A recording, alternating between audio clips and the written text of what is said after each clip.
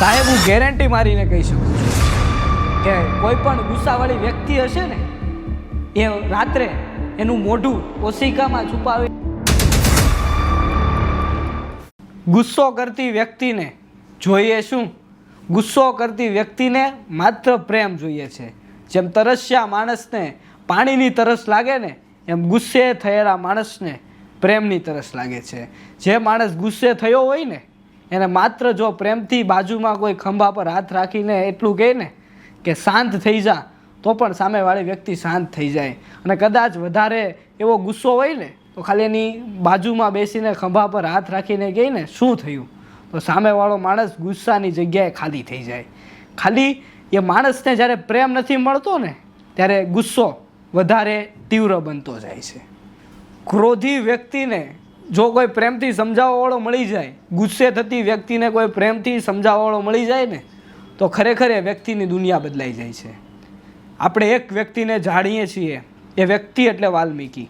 આ વાલ્મીકી એક સમયે રત્નાકર નામના લૂંટારા તરીકે જાણીતા હતા. આ રત્નાકર નામનો લૂંટારો ખૂબ હિંસક, ગમે તે પ્રાણીઓને મારનારો, ગમે તે વ્યક્તિ સાથે ગુસ્સાથી વર્તન કરનારો આ રત્નાકર નામનો લૂંટારો એક વખત નારદ મુનિને મળે છે. નારદ મુનિ ક્રોધ વિશેને સમજણ આપે છે, અને એક સમયે રત્નાકર નામના લૂંટારાને અફસોસ થાય છે. એની આંખમાંથી આંસુ વહેવા લાગે છે, અને ત્યારે એને એના ગુસ્સાનું સમજાય છે. એટલે આના પરથી આપણને સમજાય છે કે જો પ્રેમથી જો કોઈ ગુસ્સાવાળી વ્યક્તિને સમજાવવામાં આવે ને, તો એ સમજી જાય છે. અને રત્નાકર નામનો લૂંટારો આજે વર્ષો થઈ ગયા તોય વાલ્મીકી ઋષિ તરીકે આજે ભારતખંડ આખું એને ઓળખે છે.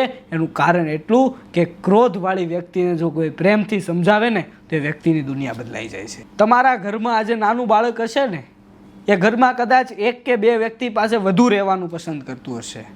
કારણ કે એક બે વ્યક્તિ હશે ને, એને ગુસ્સાથી નહીં, એને પ્રેમથી સમજાવતી હશે.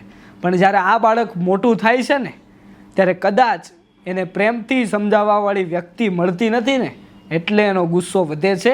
અને આજે જે પણ આપણે આપઘાતના અને સુસાઇડના જે ન્યૂઝ સાંભળીએ છીએ, એનું એક કારણ બની શકતું હોઈ શકે છે. સાહેબ, હું ગેરંટી મારીને કહી શકું છું કે કોઈ પણ ગુસ્સાવાળી વ્યક્તિ હશે ને, એ રાત્રે એનું મોઢું ઓશિકામાં છુપાવીને એ આંસુની ધારા વહેડાવીને રડતી હશે. એને કોઈ ગુસ્સે થવાનો શોખ નથી હોતો, પણ ખરેખર એની મજબૂરી એને ગુસ્સો અપાવતી હોય છે. અને જ્યારે આ માણસ આ જિંદગીની દોડમાં દોડતો રહે છે ને, ત્યારે અમુક વાર એને ગુસ્સો આવે છે, પણ આ ગુસ્સે થાય છે એમાં જો એને ચાર્જિંગ, પ્રેમ રૂપી ચાર્જિંગ મળી જાય ને, તો એ માણસની જિંદગી પાછી બદલાઈ જતી હોય છે. એટલે ગુસ્સે થતી વ્યક્તિને માત્ર પ્રેમની જરૂર હોય છે.